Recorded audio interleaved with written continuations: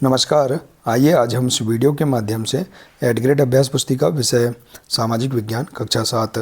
देखिए, कक्षा 7 के लिए हमें विषय सामाजिक विज्ञान की एड ग्रेड अभ्यास पुस्तिका हमें इस प्रकार से प्रदान की गई है। आप देख सकते हैं, यह न्यू एड ग्रेड अभ्यास पुस्तिका है। इसमें हम देखेंगे विषय सूची दी गई है। इसमें दिया है इतिहास, हमारा अतीत, हमारा पर्यावरण, भूगोल और सामाजिक एवं राजनीतिक जीवन। इसके अंतर्गत सभी अध्याय अलग अलग दिए गए हैं।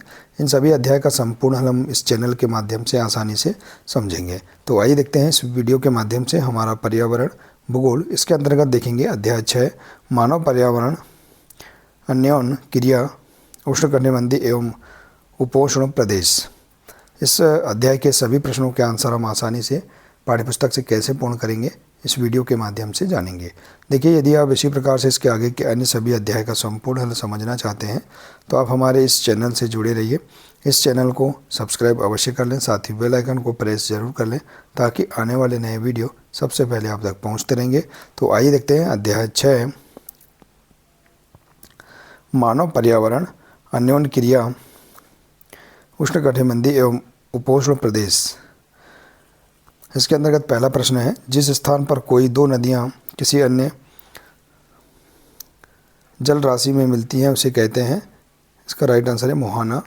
दूसरा है, गंगा के मैदान में बसा शहर है, तो राइट आंसर है वाराणसी। इसके बाद प्रश्न तीसरा, खड़ी ढलानों पर समतल सतहों में वेदिकाओं का निर्माण किया जाता है कृषि करने के लिए। प्रश्न 4, भूमध्य रेखीय प्रदेश किन अक्षांशों के मध्य स्थित है। तो भूमध्य रेखीय प्रदेश है भूमध्य रेखा का 10 अंश उत्तर अक्षांश से 10 अंश दक्षिणी अक्षांश मध्य स्थित है। प्रश्न 5, भूमध्य रेखा के आसपास की जलवायु की मुख्य विशेषता लिखिए। तो देखिए, अमेजन बेसिन भूमध्य रेखा के आसपास फैला है। पूरे वर्ष यहाँ गर्म एवं नर्म जलवायु रहती है।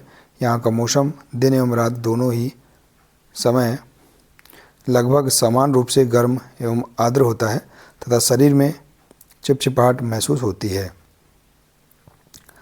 प्रश्न 6वां, किस कारण से वर्षा वनों में जैव विविधता सर्वाधिक रूप से पाई जाती है। तो देखिए, राइट आंसर, इन प्रदेशों में अत्यधिक वर्षा के कारण यहाँ की भूमि पर सघन वन उग जाते हैं।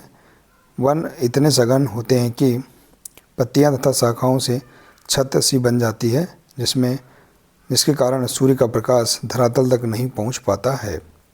अगला प्रश्न, कर्तन एवं दहन कृषि पद्धति में भूमि कुछ समय बाद क्यों बदल दी जाती है।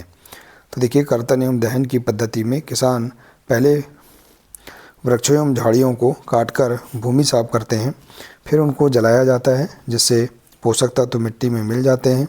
इस साफ भूमि पर कुछ वर्षों तक फसल पैदा की जाती है।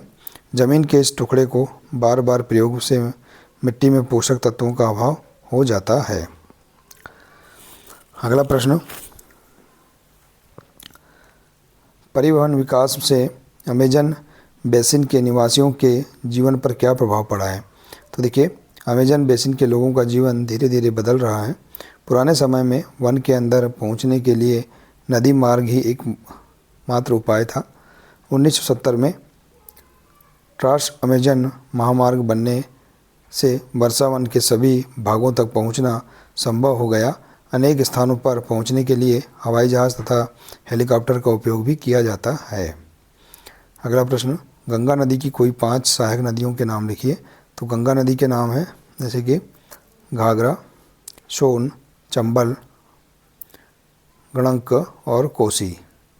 इसके बाद है प्रश्न 10वां, जनसंख्या घनत्व से क्या आशय है। तो देखिए, जनसंख्या घनत्व का अर्थ है एक वर्ग किलोमीटर क्षेत्र में रहने वाले लोगों की संख्या। उदाहरण के लिए उत्तराखंड का जनसंख्या घनत्व से 189 है। प्रश्न 11, गंगा ब्रह्मपुत्र के मैदानों में किस प्रकार की वनस्पतियां पाई जाती हैं। तो देखिए, गंगा ब्रह्मपुत्र के मैदानों में सागवान, साखू एवं पीपल के साथ उष्णकटिबंधीय पर्णपाती पेड़ भी पाए जाते हैं।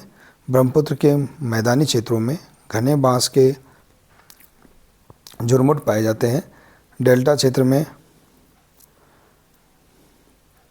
गोभ वन से घिरा है। इसके बाद है प्रश्न 12, गंगा ब्रह्मपुत्र के मैदानों में धान की खेती क्यों अधिक होती है, लिखिए। तो गंगा ब्रह्मपुत्र की मिट्टी उपजाऊ है। जिन स्थानों पर फसल उगाने के लिए समतल भूमि उपलब्ध है वहाँ के लोगों का मुख्य व्यवसाय कृषि है। धान यहाँ की मुख्य फसल है। चूँकि धान की खेती के लिए पर्याप्त जल की आवश्यकता होती है, यह उसी क्षेत्र से उगाया जाता है जहाँ अधिक वर्षा होती है। अगला प्रश्न, गंगा ब्रह्मपुत्र बेसिन पर्यटन की दृष्टि से महत्वपूर्ण है, क्यों? तो देखिए, पर्यटन गंगा ब्रह्मपुत्र बेसिन की एक महत्वपूर्ण क्रिया है। आगरा में यमुना के किनारे स्थित ताजमहल, इलाहाबाद में गंगा एवं यमुना नदी का संगम, उत्तर प्रदेश एवं बिहार में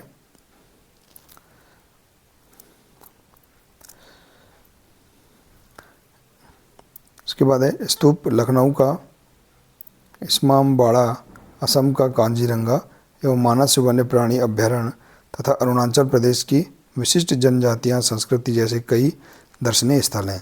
तो हम इस प्रकार से देखिए इस अध्याय के सभी प्रश्नों के आंसर आसानी से पूर्ण कर सकते हैं। आशा है कि आपको इस अध्याय के प्रश्नों के आंसर समझ में आ गए होंगे। देखिए, यदि जानकारी अच्छी लगी हो तो प्लीज़ इसे अधिक से अधिक शेयर करें, वीडियो को लाइक करें और इसी प्रकार से इसके आगे के अन्य अध्याय का संपूर्ण हल समझने के लिए आप हमारे इस चैनल से जुड़े रहिए। मिलते हैं इसी प्रकार से इसके आगे के अगले नए वीडियो के साथ। नमस्कार।